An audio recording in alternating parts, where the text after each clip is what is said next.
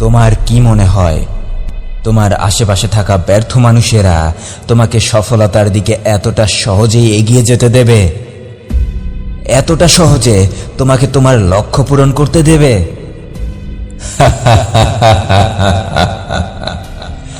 তারা ষড়যন্ত্র করবে না, তোমার পথে বাধা সৃষ্টি করবে না।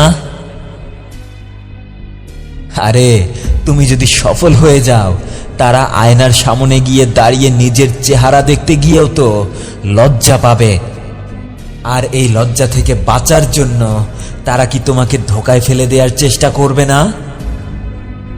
দেখো, সফল মানুষেরা শুধুমাত্র পরিশ্রমই করে না, তারা মানুষের ষড়যন্ত্র থেকে বাঁচার জন্য সতর্ক থাকে। তাই জীবনে তুমি যখন তোমার মূল্যবান স্বপ্নটার পেছনে ছুটতে শুরু করবে, তখন সেটাকে অক্ষত রাখার দায়িত্বটাও তোমাকেই নিতে হবে। নিজের স্বপ্নটাকে নিরাপত্তা দেওয়ার দায়িত্বটা তোমাকেই নিতে হবে। নিজের স্বপ্নটাকে নিরাপত্তা দেওয়ার দায়িত্ব তুমি নিজেই না নিলে তোমার আশেপাশে থাকা ব্যর্থ মানুষেরাই এসে তোমার সব পরিশ্রম ধ্বংস করে দিয়ে যাবে। তারা বারবার পেছন থেকেই তোমাকে আঘাত করবে। তারা তোমাকে ব্যর্থ বানানোর জন্য সব ধরনের ষড়যন্ত্র সাজাবে। কিন্তু এই ষড়যন্ত্র থেকে বাঁচার জন্য তুমি কি করবে? ভেঙে পড়বে? থেমে যাবে? না, তুমি শিখবে। তোমাকে শিখতে হবে। তোমাকে শিখতে হবে নীরবতার ভাষা। তোমার স্বপ্নটার কথা সবাইকে বলতে হবে না। তোমার পরিকল্পনাটা তোমাকে সবার সামনে খুলে দিতে হবে না। আসলে তোমার স্বপ্নটা, তোমার সফলতা, এগুলো সবকিছুই হচ্ছে এক একটা নিয়ামত। আর রাসূল সাল্লাল্লাহু আলাইহি ওয়াসাল্লাম বলেছেন, প্রত্যেকটা নিয়ামতই এক একটা করে হিংসার কারণ। প্রত্যেকটা নিয়ামতকেই হিংসে করা হয়।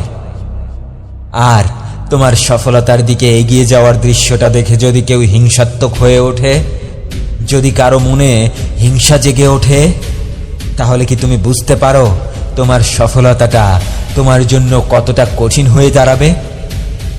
তোমার সফলতাটা অর্জন করাটা কতটা কষ্টের হয়ে দাঁড়াবে? কিন্তু গল্পটা এখানেই শেষ নয়। তুমি কি জানো এই ব্যর্থ মানুষগুলো আসলে কে? এরা তোমার শত্রু নয়, এরা তোমার পরীক্ষা। আল্লাহ যখন তোমাকে অনেক বড় করতে চান, তখন তিনি তোমাকে সবার আগে চাপের ভেতরে ফেলে দেন। সোনাকে যেমন খাঁটি হতে হলে আগুনে পুড়তে হয়, ঠিক তেমনিভাবে তোমার চরিত্রটাকেও একইভাবে আগুনে পোড়ানো হচ্ছে। যারা তোমার পথে বাধা সৃষ্টি করছে, তারা আসলে তোমাকে আগের থেকেও আরো বেশি শক্তিশালী করছে। তাদের প্রতিটা ষড়যন্ত্র তোমার ভেতরের মানুষটাকে আরো বেশি শক্তিশালী করে তুলছে। তাই আজ থেকে শুধু একটাই কাজ করো, মুখ বন্ধ রাখো, কান খোলা রাখো, আর চোখ দুটোকে শুধু খোলা রাখো তোমার লক্ষ্যের দিকে নজর রাখার জন্য। যারা হাসছে তোমাকে নিয়ে, তাদের হাসতে দাও। যারা বলছে তুমি পারবে না, তাদের বলতে দাও। কারণ তোমার জবাবটা কথায় নয়, তোমার জবাবটা তোমার সাফল্যে লুকিয়ে আছে।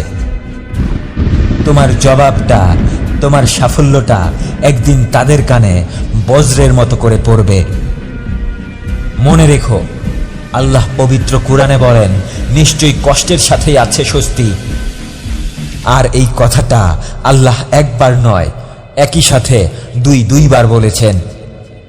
আর এর মানে হচ্ছে, তোমার কষ্টের চেয়ে তোমার স্বস্তি বেশি, তোমার বাধার চেয়ে তোমার সুযোগ বেশি, তোমার শত্রুর চেয়ে আল্লাহর সাহায্য বেশি। তাই থেমে যাবে না, ভেঙে পড়বে না, নীরবে এগিয়ে যেতে শেখো। খুব নীরবে এগিয়ে যেতে শুরু করো। এমন একটা দিন তো অবশ্যই আসবে, যেদিন যারা তোমার পতন চেয়েছিল, তারাই তোমার সাফল্যের গল্পটা শুনবে। আর সেই গল্পটা তোমাকে বলতে হবে না, গল্পটা তাদেরকে অন্য মানুষেরাই এসে বলবে। হ্যাঁ, ঠিকই শুনেছ, গল্পটা তাদেরকে অন্য মানুষেরা এসে বলবে।